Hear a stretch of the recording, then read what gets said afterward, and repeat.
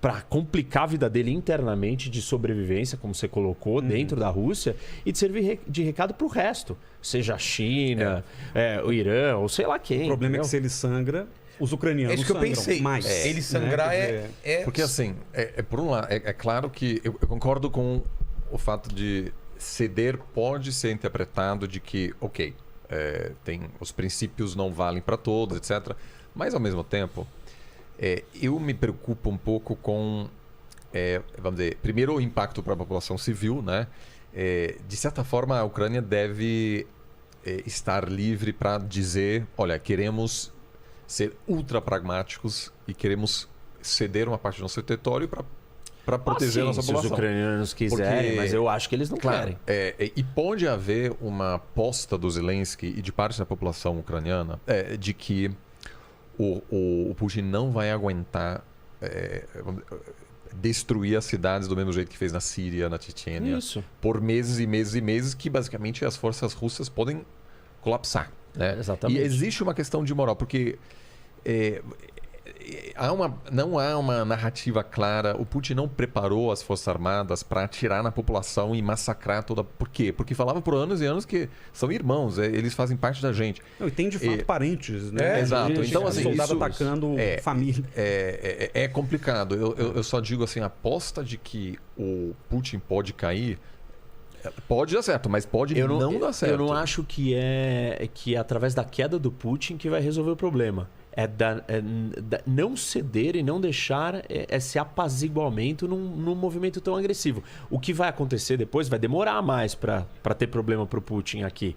Mas ceder ali é muito grave. O que eu ouvi de alguns comentaristas, americanos principalmente, eles estão comparando a região do Donbas, essa região aqui de Donetsk e Luhansk, que é a região mais industrializada do país, com os Sudetos alemães nos anos 30. Então, basicamente, o argumento é esse. O Ocidente deixou Hitler pegar um pedaço da Tchecoslováquia. Dá o contexto pra gente do que foi. Os Sudetos eram uma região da Tchecoslováquia, onde, nos anos 30, viviam populações germânicas que o Hitler reivindicou como parte da Alemanha. Então, ele fez uma aposta de agressão nessa região, o que hoje é a Tchequia, aqui no mapa, essa região aqui, né, essa região exatamente aqui da fronteira. E o Ocidente, na verdade, eu estou pensando em Reino Unido, França e Estados Unidos, mas sobretudo o Reino Unido, entregaram os Sudetos para o Hitler. Fizeram uma conferência, inclusive o Hitler, junto com o Neville Chamberlain, que era o primeiro-ministro do Reino Unido, e o Chamberlain, num dos momentos talvez mais frustrantes da história do século XX, ele assina um acordo em que ele aceita a concessão desse Sudeto para a Alemanha, volta para Londres, desce do avião com o papel na mão, orgulhoso de si próprio, dizendo: eu vou emoldurar esse papel porque isso aqui é o documento que impede que uma Segunda Guerra Mundial aconteça. Sei lá, 6 meses depois a Segunda Guerra efetivamente começa. Então há um medo de que ceder a região do Donbas é o equivalente histórico a fazer a concessão para o Hitler. Eu não acho que Putin seja Hitler, eu acho que os objetivos são muito diferentes. Eu acho que o que eles querem não são comparáveis assim, em termos históricos. Ainda assim, efetivamente isso está na demanda do Putin. Se você entrega essa região, você basicamente mata a economia ucraniana. Você impede que a Ucrânia se mantenha como um país isolado da União Europeia, desintegrado do lado de cá, e a Ucrânia vai virar uma espécie de celeiro agroexportador, porque a parte industrial está toda concentrada desse lado. Você tem o porto de Sebastopol, que já é russo, efetivamente, que é a parte da Crimeia, e a Ucrânia viraria um grande exportador, quer dizer, já é, mas viraria somente um grande exportador de trigo e algumas outras coisas primárias. Então, o Putin, eu acho que se ele faz esse movimento, além de se abrir um precedente grotesco, que é essa coisa marota da Rússia, de reconhecer províncias independentes para depois tentar anexar ou defender o povo russo ali, como ele fez na Geórgia e tal. Além desse precedente, ele vai matar a Ucrânia do ponto de vista econômico. Será que isso é inteligente do ponto de vista eu acho que o choque que ele trouxe para o sistema é muito grande. A discussão sobre guerras está na mesa de novo. a questão da segurança internacional, corrida armamentista, remilitarização, decouplings de cadeias produtivas, não é com a China, agora é com a Rússia, e com quem mais vai ser. Enfim, o mundo ele acordou geopoliticamente de novo para uma coisa que a gente achava que não tinha mais. A gente vive em paz.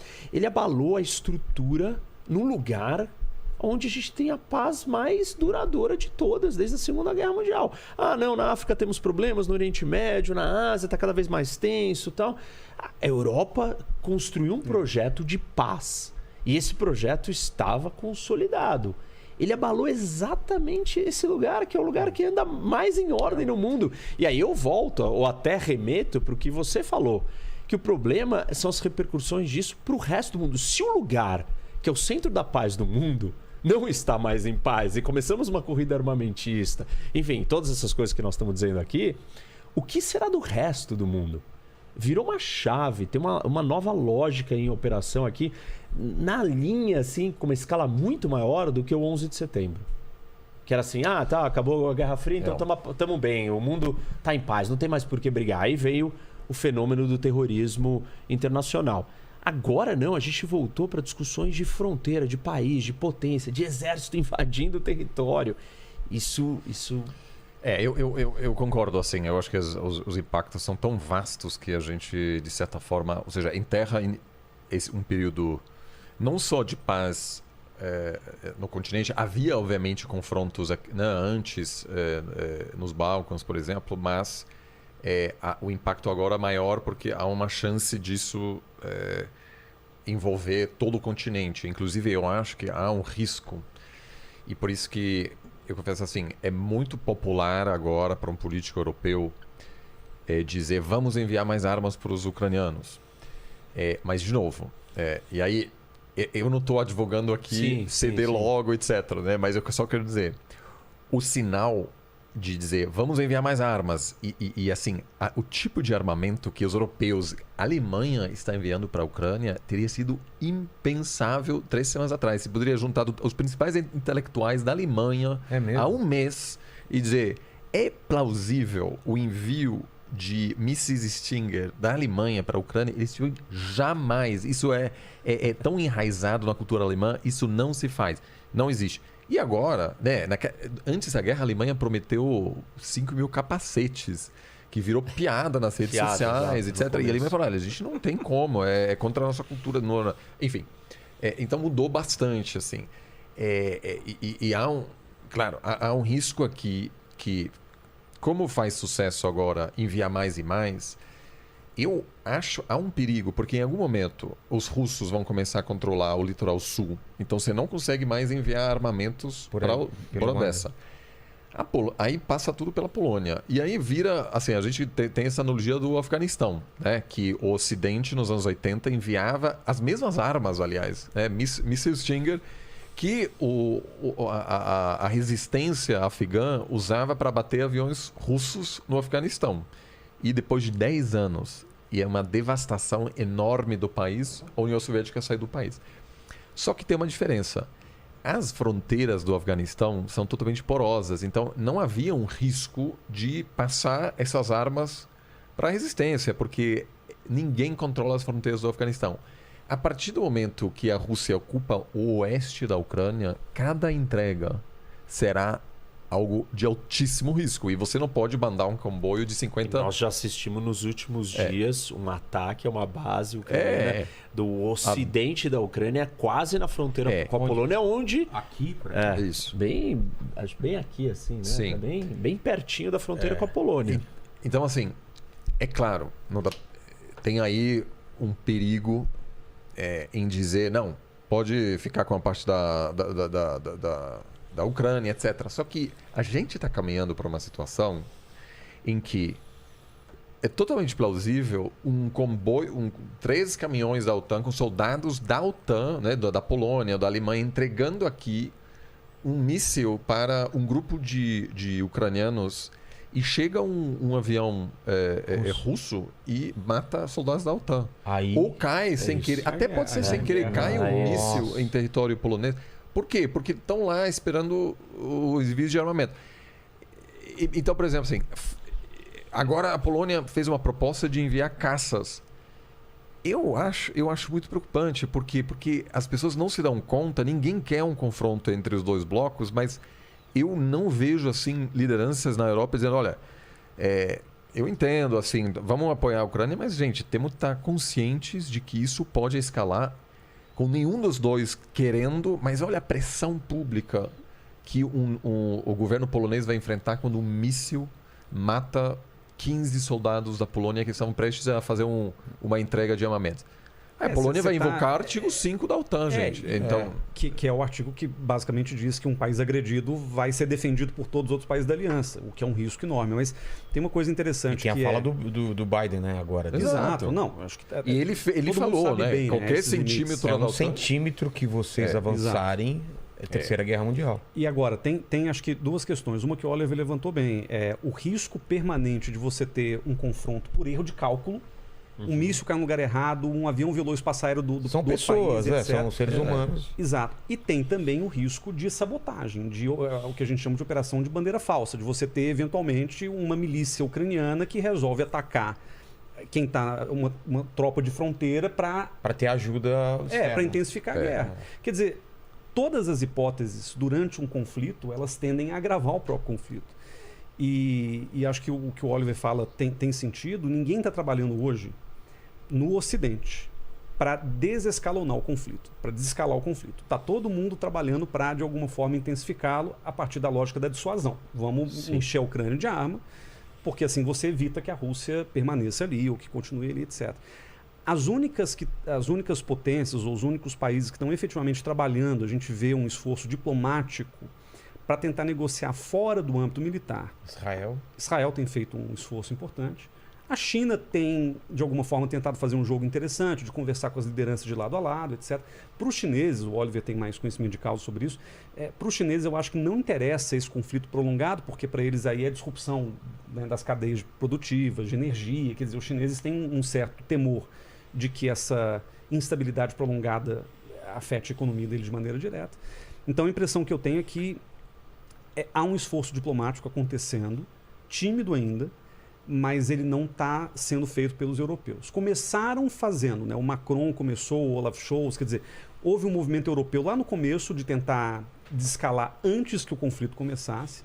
Só que depois que o conflito começou, eles perceberam que isso não dá voto, isso não tem apelo. Por que o Macron liga tanto pro Putin e conversa horas com ele? Eu não Segundo ele ouve aulas de história. O Putin fica 5 horas, das 5 horas conversando, 4 horas o Putin fica dando aula de história pro Macron. Ele falou isso, ele ficou me ensinando a história da situação. Agora, assim, tem um ponto que eu quero trazer, que a ênfase está aqui em como solucionar o conflito. E eu vou repetir de novo, porque eu acho que isso é muito grave o que está acontecendo. As pessoas não estão prestando atenção que a Ucrânia é uma democracia sendo vítima de uma ofensiva sem razão lógica nenhuma, e nenhuma ameaça, nenhum movimento agressivo de ataque contra a Rússia, de uma guerra massificada da maior potência atômica do mundo. O que isso significa? Assim, quem vai ajudar os ucranianos? Ah, não, mas mais pessoas vão morrer. Ao contrário, quem é que vai salvar eles? E salvar não é virar e falar assim, não, aceitem, se subjuguem às vontades do Putin. Então, não vamos fazer isso porque pode escalar e ter uma guerra. Não deem armas, não vamos para lá, não vamos aqui. E os ucranianos, o mundo ocidental, o mundo democrático, vai abandonar uma democracia sozinha numa guerra com um regime totalitário, falido e economicamente fraco, com um projeto expansionista de recuperação das suas ex-repúblicas, porque isso daqui não termina aqui, não termina na Ucrânia. Não sabemos. Já não foi na Geórgia, já não foi na Crimeia, já não é na Bielorrússia, já mandou tropas aqui. Estão defendendo o Putin, não foi, tá? mas assim, não temos certeza, vamos dizer. Já teve invasão na Geórgia. Claro. Pronto. Já capturou a Crimeia e a guerra do leste da Ucrânia separatista, financiada, participando da Rússia. A presença e o domínio indireto na Bielorrússia. Antes um pouco da guerra, a gente viu os protestos no Cazaquistão. E tem há muitos anos as tropas russas na Moldávia também, né? Transnistria, no território. Cazaquistão, pouco antes da guerra, o que aconteceu? Protesto na rua, o que o Putin faz? manda tropas. Assim, os movimentos são claros, é só o grau de intensidade. Aqui foi invasão, controla parte do território na Geórgia. Aqui foi anexação, agora é guerra total. Aqui é cooptação, aqui também. Assim, Moldávia é a mesma coisa, já tem soldados. Quais são os próximos? Tá óbvio e tá claro que nós estamos num jogo de tit for tat, né? Tipo, você faz algo, eu respondo na mesma moeda. Escalatório. E o Ocidente e a Europa não conseguiram criar um custo alto o suficiente para ele entender que não vale a pena continuar. E quem está sofrendo, a ideia não é, os ucranianos vão sofrer mais. Os ucranianos estão morrendo nesse momento por causa do projeto do Putin. E o mundo ocidental está pensando assim, não, mas será que se a gente entrar, o nosso caminhão vai... Desculpa, assim, o próximo da lista a gente não sabe quem é. A guerra do Iraque tem algum paralelo com essa guerra? Ela ensinou alguma coisa? Dá para prever alguma coisa baseada na guerra do Iraque? Em termos de violação do direito internacional, tem. Então. Quer dizer, ambas foram violações flagrantes do direito internacional dentro dos parâmetros que a gente estabeleceu pós-45. Quer dizer, a Segunda Guerra Mundial acabou, a Carta da ONU foi aprovada e lá se lê: o uso da força só é permitido em caso de legítima defesa coletiva ou individual. Ou seja, um país só pode usar força se ele for agredido por outro. Né? O que é um paradoxo, obviamente, mas é assim que o direito internacional deveria operar. No caso da Guerra do Iraque, eu estou falando da Segunda Guerra do Iraque, aquela, né, de 2003. Quando os americanos invadem, eles fizeram um teatro enorme na ONU para tentar justificar aquela guerra a partir de uma suposta passagem de armas de destruição em massa do Iraque para o Bin Laden. Um argumento que se mostrou falacioso, né? Não tinha sustentação, mas aquilo pelo menos motivou os americanos a chegarem na ONU e fazerem um discurso dizendo: olha, a gente está fazendo isso porque o Iraque representa uma ameaça à segurança norte-americana. Ainda que fosse um exagero, ainda que fosse uma violação, ainda assim. É porque no caso do Putin, o que choca é que, afora o texto que ele escreveu dizendo que Ucrânia e Rússia são a mesma coisa, e uma reclamação genérica sobre uma expansão da OTAN ameaçando a Rússia, o que faz até sentido do ponto de vista geopolítico, mas você não pode usar isso para justificar nenhum tipo de ação armada. O Putin fez isso à luz do dia, né? À luz do dia, do nada, um dia a gente acordou de madrugada com bombardeios no país inteiro do outro, né? Então acho que tem um problema aí, uma violação que é flagrante. O que a gente aprendeu no caso do Iraque? Que a ONU não vai conseguir segurar a onda. Ela não tem estrutura, ela não tem dente, digamos, para segurar a onda, né, de um conflito armado como esse. E no caso do Iraque, acho que a grande diferença, quer dizer, tem a semelhança da violação, mas a grande diferença é que o Iraque está fora desse eixo globalizado, integrado, muito próximo da Europa, que a Ucrânia representa. Ou seja, no caso do Iraque, a guerra ficou ali. Né? Eu diria ter um ponto mais importante. O Iraque é uma ditadura. A Ucrânia é uma democracia. Então, E isso muito dentro das relações internacionais, você sabe. Isso é muito sério. Democracias não entram em guerra com outras democracias. Mas aí uma teoria. Mas essa é a teoria. A soberania iraquiana foi violada. Isso foi violado. Ela não é, foi violado. Ela não é qualificada. Assim, não era um regime democrático. Não, estamos falando das diferenças dos dois casos. Eu concordo que a soberania foi violada, não foi autorizada pela ONU, não havia um caso patente de ameaça, mas uma das distinções não era uma democracia. E aqui é. Então, mas eu acho que a questão é um pouco diferente, que é a seguinte. Deixa eu só olhar por um outro ângulo, provocando em cima dessa questão da democracia. Eu entendo que é possível ler os problemas do mundo a partir dessa dicotomia. Democracia e ditadura, a Rússia é um país autoritário, eu não chamaria de totalitário, mas é um país certamente autoritário, em que as pessoas falam a palavra guerra e são presas hoje. E a Ucrânia é uma democracia, eu também não chamaria de uma democracia plena, ela é uma democracia cheia de problemas. Nem a gente ninguém né? Mas acho que a questão é um pouco diferente. Eu chamaria esse conflito de um conflito no limite civilizacional. Eu acho que você detestava o Huntington. Não. Eu não concordo com o Huntington, com autores que falam sobre isso de uma maneira chapada, mas o que eu quero dizer com isso? Eu quero dizer que hoje o discurso já não é mais a Ucrânia é uma democracia, temos que salvá-la. O discurso europeu a Ucrânia é a Europa. A Ucrânia é o Ocidente e temos que salvá-la por ser Ocidente. E o Putin, ele não fala eu quero autocratizar a Ucrânia. porque isso faz parte do meu projeto expansionista. Ele fala, eu quero incorporar a Ucrânia no meu projeto de civilização eslavo-ortodoxa. Quer dizer, os argumentos estão todos fora do campo democrático e estão dentro do campo civilizacional. Se isso explica e se isso justifica, são outras coisas. Mas eu acho que tem aí uma chave que faz a gente entender melhor o que ele vislumbra, o Putin, no caso, para a nova ordem mundial, para a ordem do futuro. Eu acho que ele vê um mundo de civilizações em que ele comanda uma e o Ocidente é outra. A Ucrânia está em disputa porque ele quer pegar esse pedaço para si. Mas eu acho que isso é retórica para fora. Eu acho que do ponto de vista do funcionamento do mundo, a gente tem um mundo mais estável se todos os países forem democracias.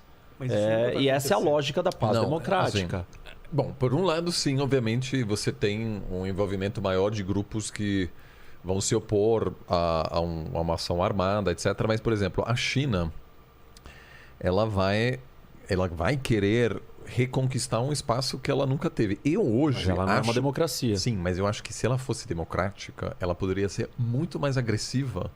Porque se você olha a população chinesa, tudo bem que ela recebe notícias... Tudo bem, mas aí você concorda comigo que isso seria uma quebra dentro de um conceito muito sólido? Mas eu só acho que...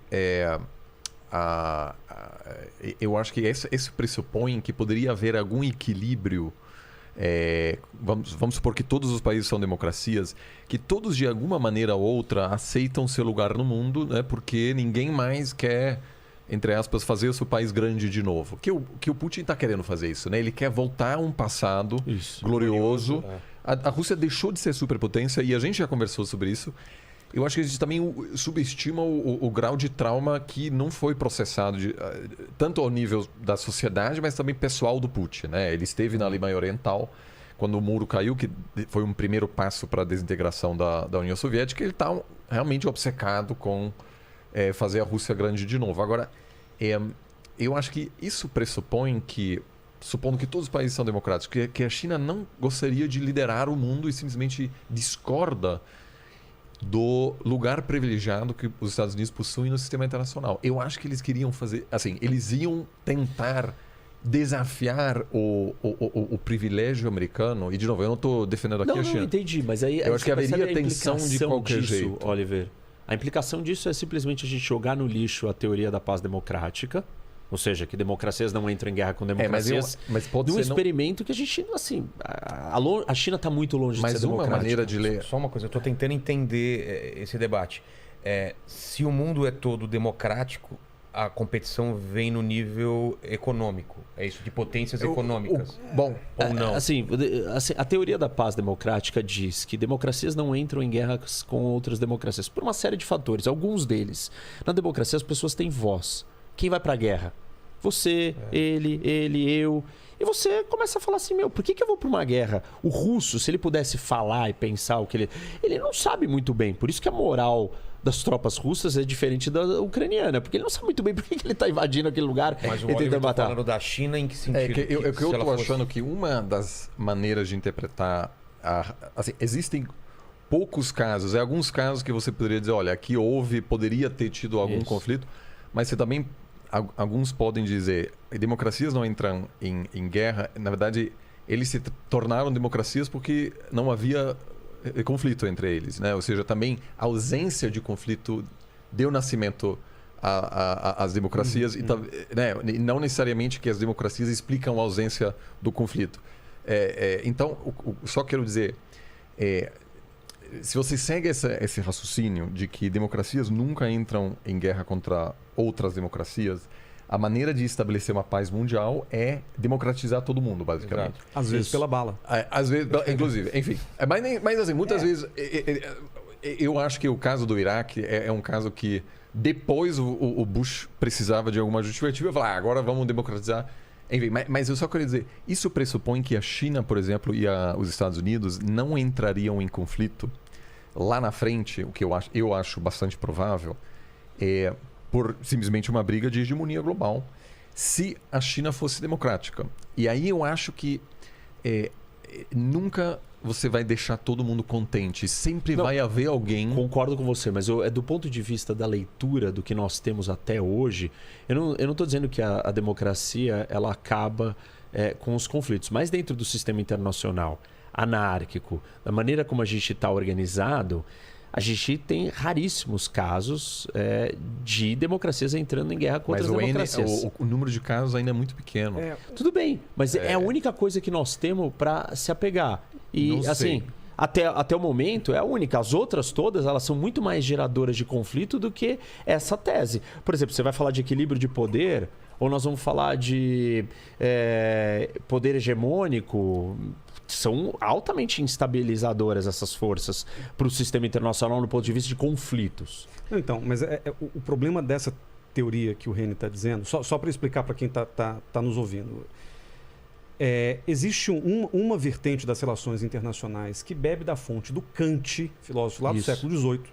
Que escreveu um livro que chama Paz Perpétua. Paz Perpétua. E basicamente o que Kant dizia lá no século XVIII é que se todo mundo fosse democrático, o que ele chamava de república lá no século XVIII. Isso. Só repúblicas a gente teria uma paz eterna no mundo. Não só isso. Ele fala que nós precisamos de mais outras duas coisas. Mas cosmopolitismo, enfim. Mas basicamente o argumento que foi importado para a nossa área de relações internacionais é esse, de que democracias não entram em guerra com democracias.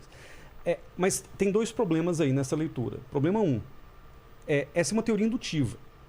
É uma teoria baseada na observação. A gente está observando o mundo e percebendo que democracias não entram em guerra com democracias, mas isso não torna democracias imunes ao conflito com outras democracias, porque pode aparecer da mesma forma como a gente vê cisnes brancos na lagoa e aparece um cisne negro, pode acontecer. Mas esse é o problema da ciência, então. Toda a base do nosso conhecimento é baseada na indução. Não, sim. É indutiva, mas tudo indutiva, toda lógica é indutiva. É difícil gerar uma hipótese, não, na verdade uma lei das relações internacionais, segundo a qual democracias nunca entrarão.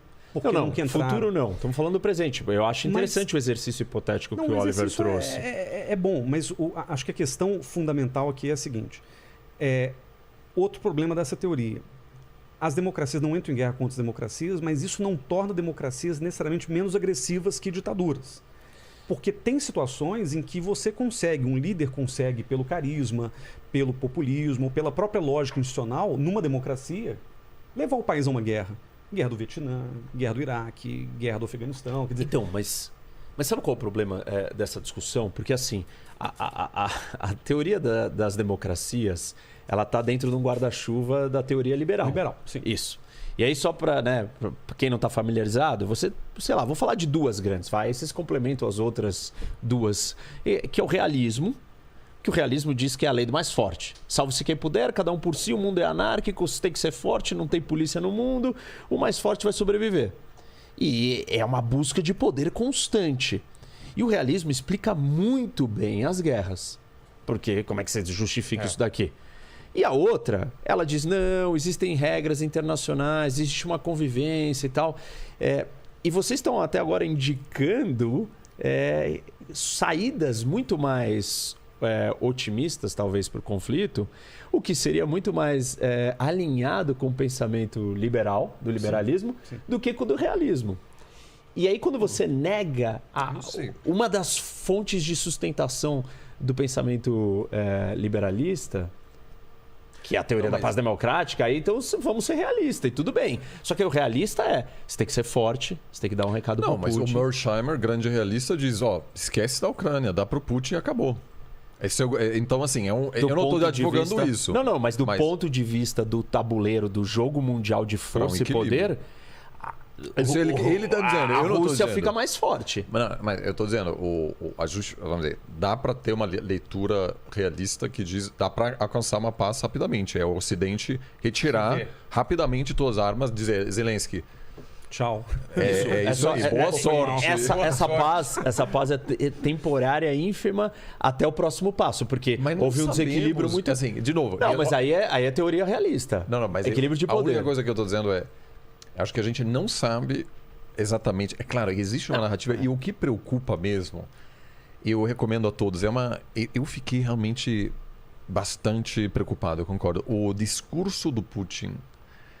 vocês estavam naquele dia conversando aqui, justificando essa operação militar, algo que eu dessa forma não o vi assim em anos, né? Alterado, inclusive. Né? Alterado. Ele basicamente daria uma justificativa para a Rússia também fazer algo para, entre aspas, proteger minorias russas nos Bálticos, etc.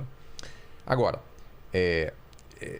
e a lógica do Ocidente também é complicar tanto a vida do Putin na Ucrânia para que basicamente ele deixe de ter força para avançar mais, né? Porque assim, uma das razões pelas quais o Hitler avançou tanto, né? O Guilherme continua disse que ele venceu, ele ocupou a Polônia em poucos dias, depois ocupou a França, é uma questão de, eu acho que 3 semanas. Então ninguém falou, aqui... E por né? que foi tão fácil? Porque por um lado, havia essa lógica de que ele vai até lá e para. Mas também a Polônia percebeu que, ou seja, julgou naquele momento que não havia sentido em se opor à máquina de guerra nazista e caiu muito rapidamente, né? Então, eu acho que pode até fazer sentido dizer, olha, o Ocidente querer tornar a Ucrânia num Vietnã da Rússia que basicamente vira uma ferida aberta e que faz com que ele se retira depois de uma década. Ele sangra lá até... Da mesma forma que a União Soviética se retirou do Afeganistão, simplesmente porque ele não tem meios econômicos... Então, mas e por que o Ocidente faria isso? Por quê? Não, claro, para evitar um avanço maior. Isso, porque a ameaça existe, porque o perigo existe. Mas então, o que eu estou dizendo, a a Ucrânia, o Ocidente também não vai poder evitar se a Ucrânia quiser dizer, não queremos mais esse conflito, estamos dispostos a ceder. Eu acho que pode não acontecer. Não estamos fazendo um julgamento moral. Se a Ucrânia escolher isso, ela só está dizendo para ele, olha, daqui uns 2, 3 anos, ou 4, ou 5, venha tomar o resto da outra metade do país que você não pegou.